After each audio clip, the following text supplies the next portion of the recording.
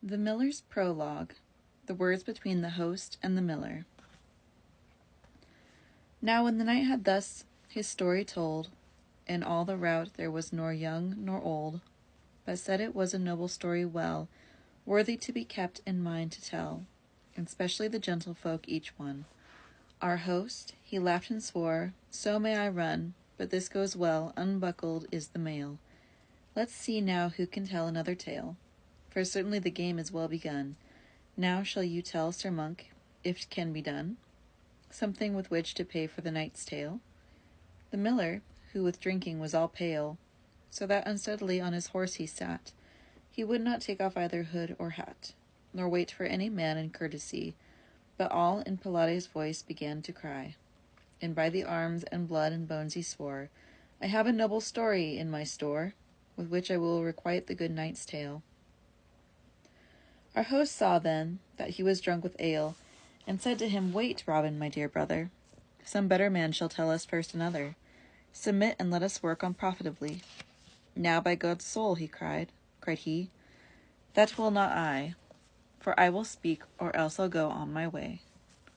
Our host replied, Tell on then, till doomsday. You are a fool, your wit is overcome. Now hear me, said the miller, all in sum, but first I make a protestation round, that I'm quite drunk, I know it by my sound, and therefore if I slander or missay, blame it on an ale of Southwark, so I pray.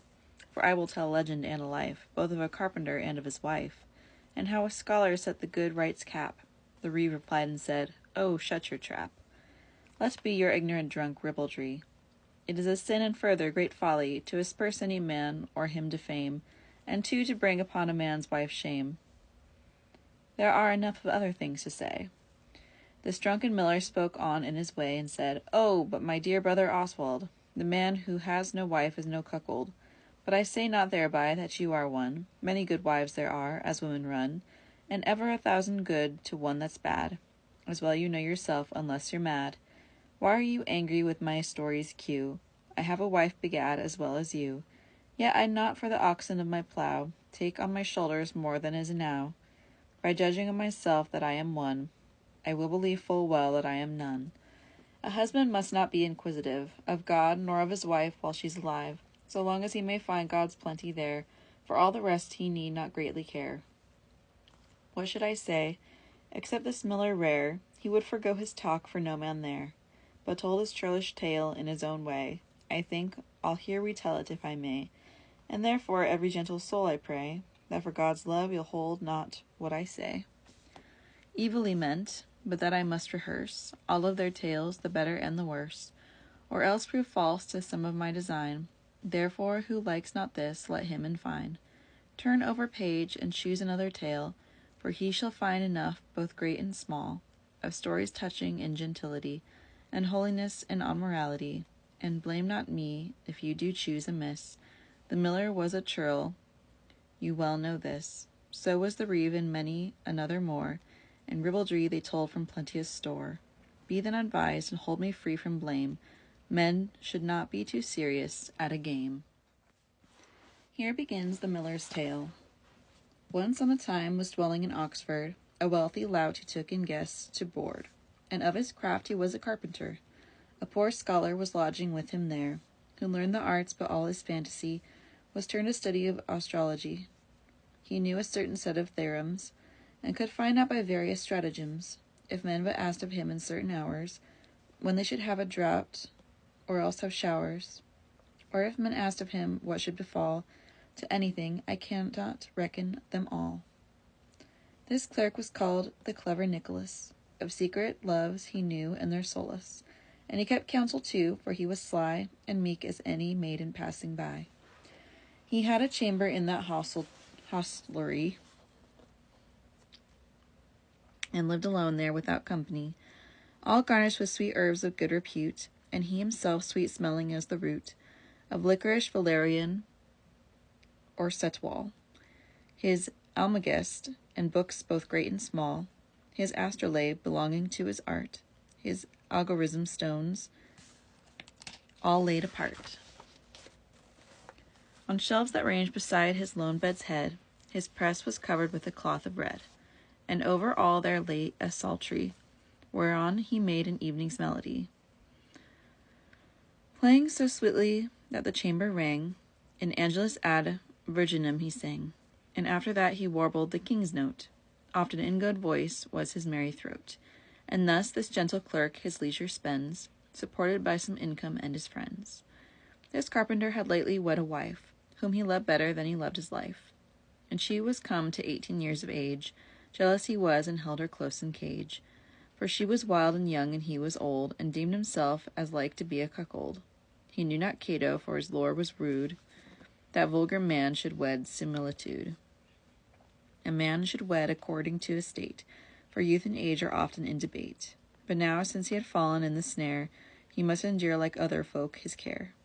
Fair was this youthful wife, and therewithal, as weasel's was her body slim and small. A girdle wore she, barred and striped of silk, an apron too, as white as morning milk. About her loins, and full of many a gore, white was her smock embroidered all before, and even behind, her collar round about, of coal-black silk on both sides in and out. The strings of the white cap upon her head were like her collar, black silk worked with thread. Her fillet was of wide silk worn full high, and certainly she had a liquorish eye. She had thinned out carefully her eyebrows too, and they were arched and black as any sloe. She was a far more pleasant thing to see than is the newly budded young pear tree, and softer than the wool is on a wether. Down from her girdle hung a purse of leather, tasseled with silk, with Latin beading sewn.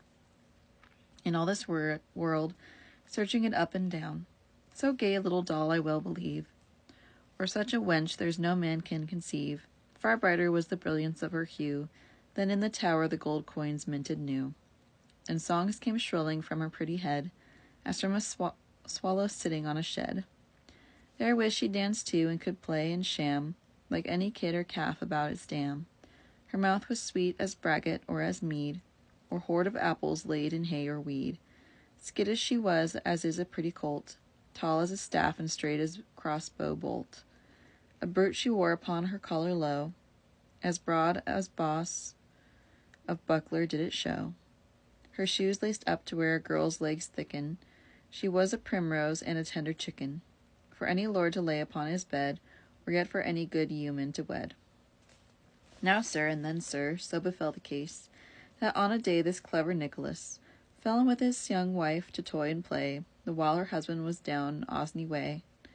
Clerks being as crafty as the best of us, and unperceived he caught her by the puss, saying, Indeed, unless I have my will, for secret love of you, sweetheart, I'll spill, and held her hard about the hips and how, and said, Oh, darling, love me now, or I shall die, and pray you God may save. And she leaped as a colt does in the trave, and with her head she twisted fast away, and said, I will not kiss you by my fay.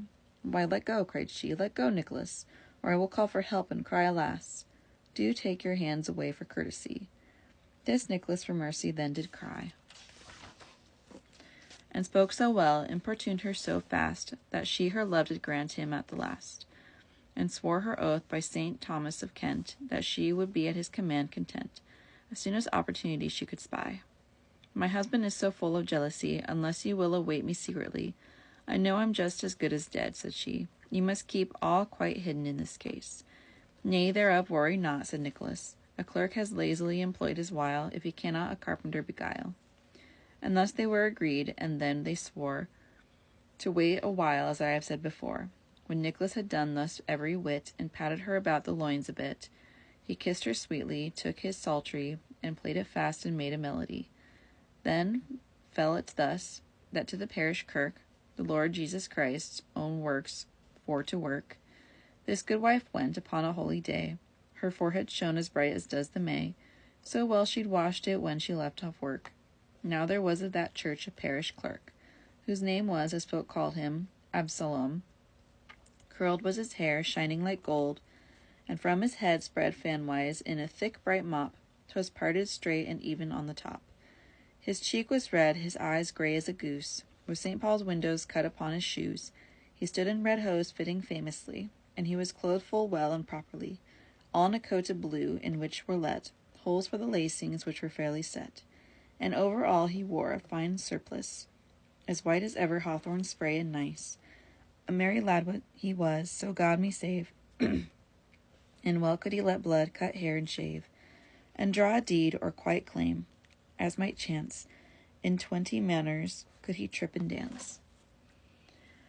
After the school that ran in Oxford, though, and with his 2 legs swinging to and fro, and he could play upon a violin, thereto he sang in treble voice and thin, and as well could he play on his guitar. And all the town no inn was, and no bar, that he not visited to make a good cheer, especially were lively barmaids there. But truth to tell, he was a bit squeamish, of farting and of language haughty-ish. This Absalom, who was so light and gay, went with a censer on the holy day, censing the wives like an enthusiast, and on them many a loving look he cast, especially on this carpenter's good wife. To look at her he thought a merry life. She was so pretty, sweet, and liquorous. I dare well say, if she had been a mouse, and he a cat, he would have mauled her some. This parish clerk, this lively Absalom, had in his heart now such a love longing, that from no wife took he an offering. For courtesy he said he would take none. The moon, when it was night, full brightly shone, and his guitar did Absalom then take, for in love-watching he'd intend to wake.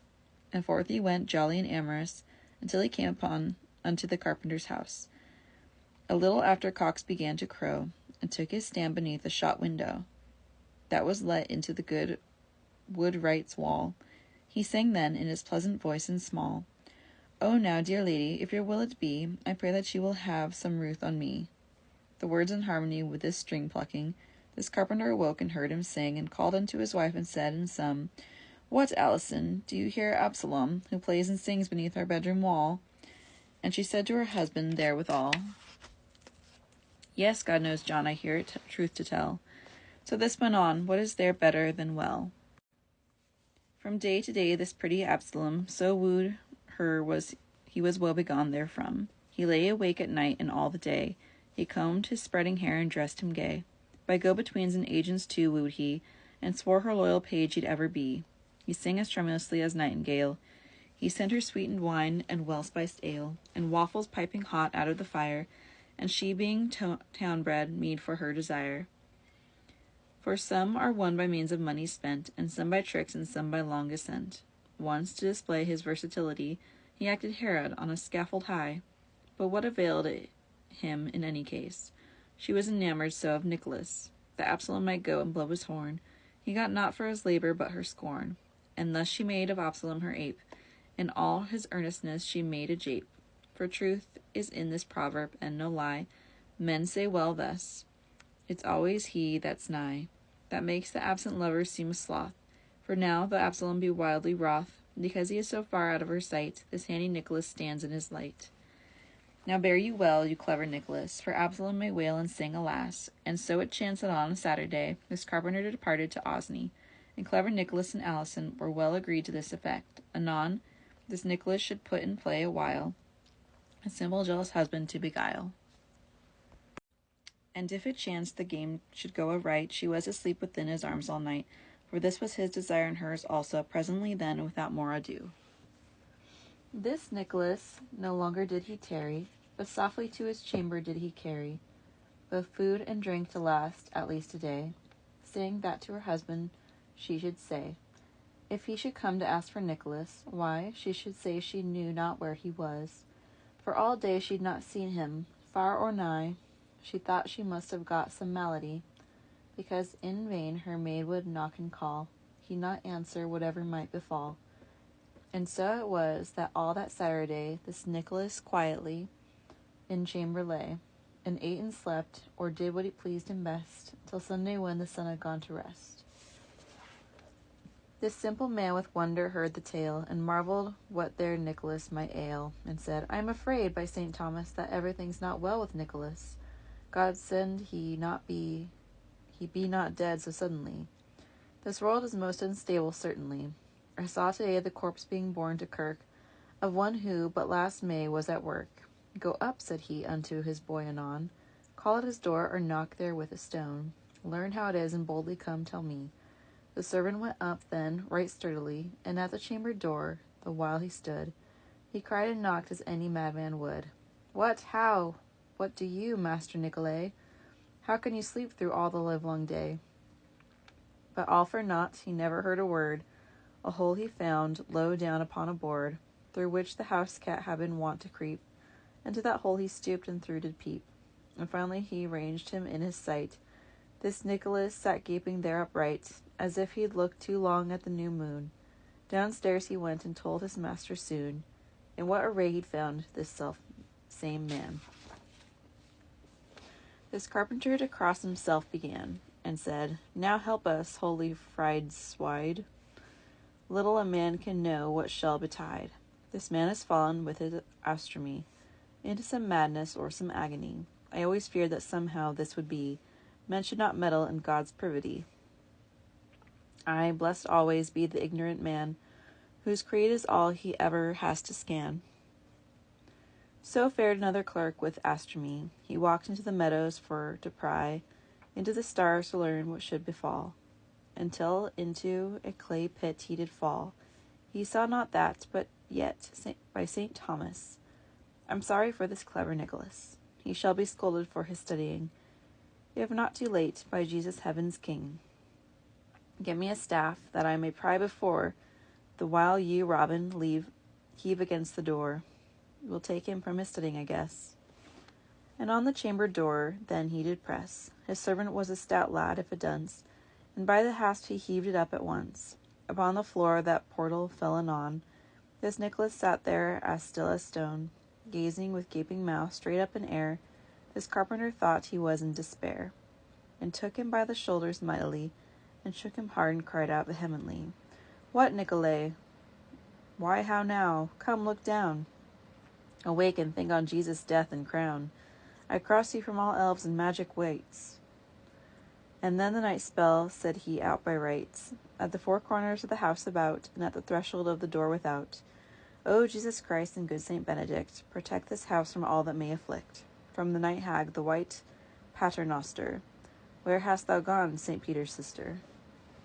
And at the last this clever Nicholas began to sigh full sore, and said, Alas, shall all the world be lost so soon again? This carpenter replied, What say you then? What, think on God as we do men that swink? This Nicholas replied, Go fetch me drink, and afterward I'll tell you privately a certain thing concerning you and me. I'll tell it to no other man or men. This carpenter went down and came again, and brought a potent ale, a brimming quart.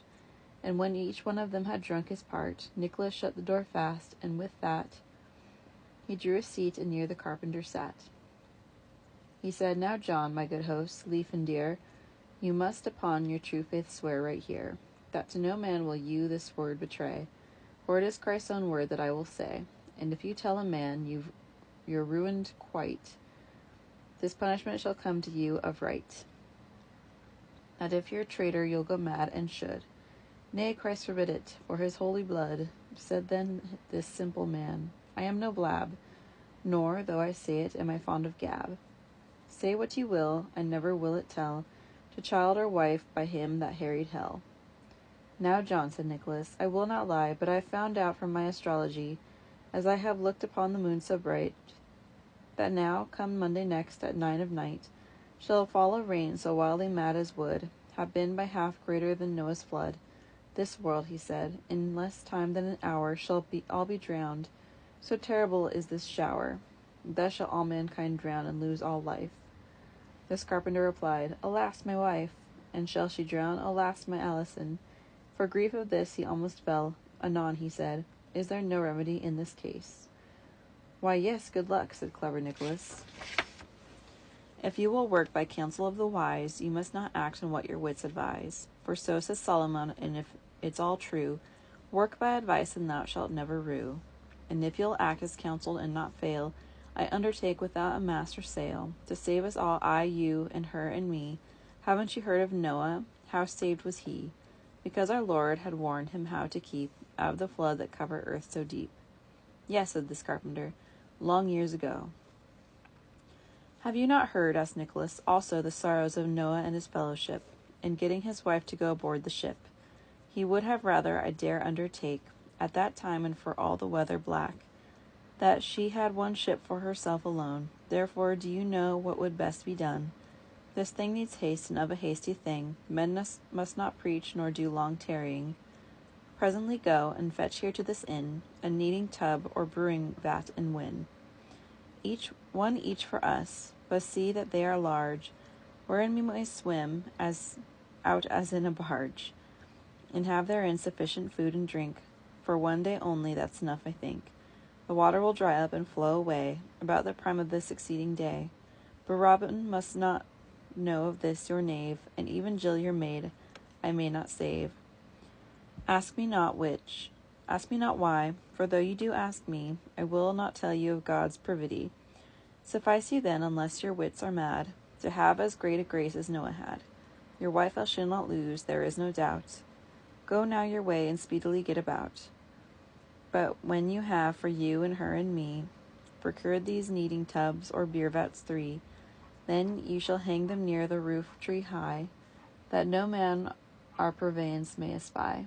And when you thus have done, as I have said, and have put in our drink and meat and bread, also an axe to cut the ropes in two, when the flood comes, that we may float and go, and cut a hole high up upon the gable, upon the garden side over the stable, that we may freely pass forth on our way, when the great rain and flood are gone that day. Then shall you float as merrily, I'll stake, as is the white duck after the white drake. Then I will call, Ho, Alison, ho, John, be cheery, for the flood will pass anon. And you will say, Hail, Master Nicolay, good morrow, I see you well, for it is day. And then shall we be barons all our life, of all the world like Noah and his wife. But of one thing I warn you now outright, be well advised that on that very night, when we have reached our ships and got aboard, not one of us must speak or whisper word, nor call nor cry, but sit in silent prayer, for this is God's own bidding, hence don't dare. Your wife and you must hang apart, that in the night shall come no chance for you to sin, either in looking or in carnal deed. These orders I have told you, go, Godspeed. Tomorrow night, when all men are asleep, into our kneading tubs will we 3 creep, and sit there still awaiting God's high grace. Go now your way, I have no longer space of time to make a longer ceremony. Men say thus, send the wise and say no thing. You are so wise it needs not that I teach. Go, save our lives, and that I do beseech. The silly carpenter went on his way. Often he cried, alas, and well away. And to his wife he told all privately, but she was better taught thereof than he.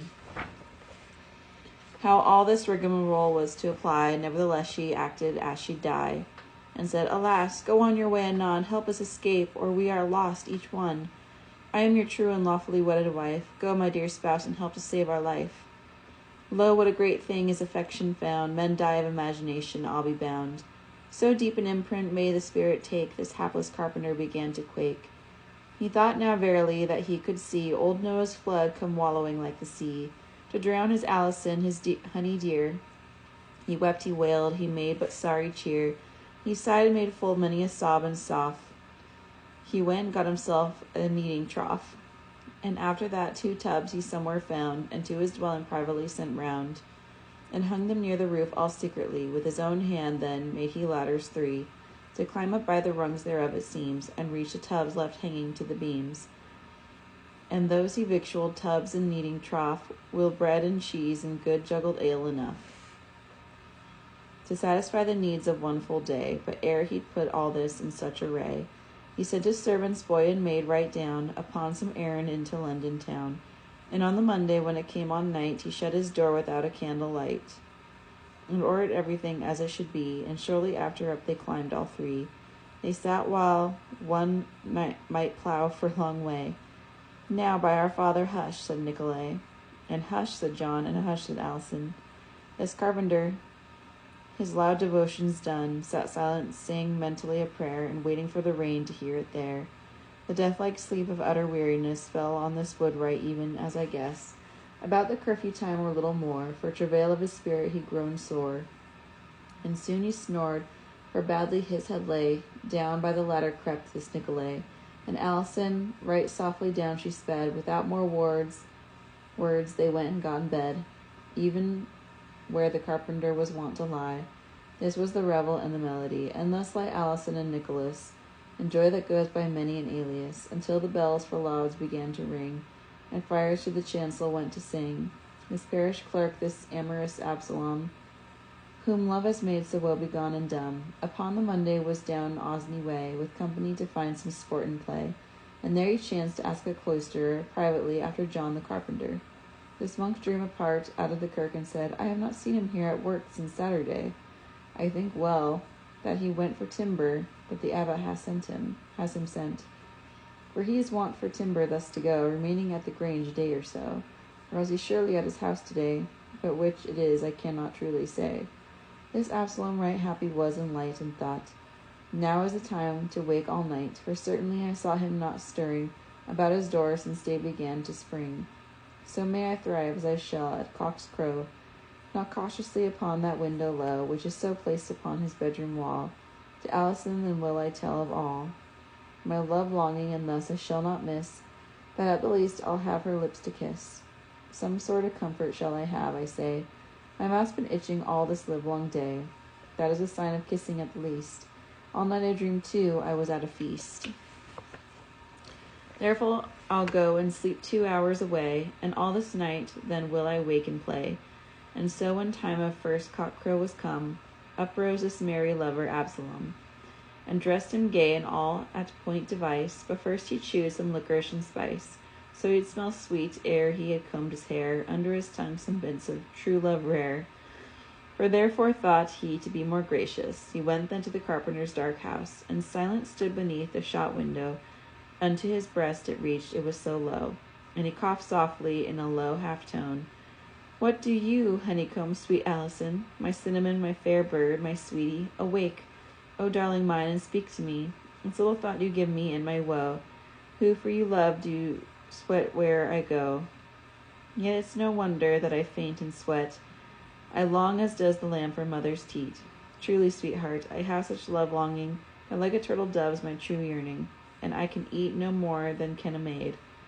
Go from the window, jackanapes, she said, for so help me God, it is not come kiss me. I love another, or to blame I be, better than you, by Jesus, Absalom. Go on your way, or I'll stone you therefrom, and let me sleep. The fiends take you away. Alas, quoth Absalom, and well away, that true love ever was, so I'll beset. But kiss me, since you'll do no more, my pet, for Jesus' love and for the love of me. And will you go then on your way? Asked she. Yes, truly, darling, said this Absalom. Then make you ready, said she, and I'll come. And unto Nicholas said she, low and still, be silent now, and you shall laugh your fill. This Absalom plumped down upon his knees and said, I am a lord in all degrees. For after this there may be better still. Darling, my sweetest bird, I wait your will. The window she unbarred, and that in haste. Have done, said she, come on, and do it fast, before we're seen by any neighbor's eye. This Absalom did wipe his mouth all dry. Dark was the night as pitch, aye, dark as coal. And through the window she put out her hole. And Absalom no better, felt no worse. But with his mouth he kissed her naked arse, right greedily before he knew of this. Aback he leapt. It seemed somehow amiss, for well he knew a woman has no beard. He'd felt a thing all rough and longish-haired, and said, Oh, fie, alas, what did I do? Tee-hee, she laughed, and clapped the window to, and Absalom went forth a sorry pace. A beard, cried clever Nicholas. Now, by God's corpus, this goes fair and well. This hapless Absalom, he heard that yell, and on his lips for anger he did bite, and to himself he said, I will requite.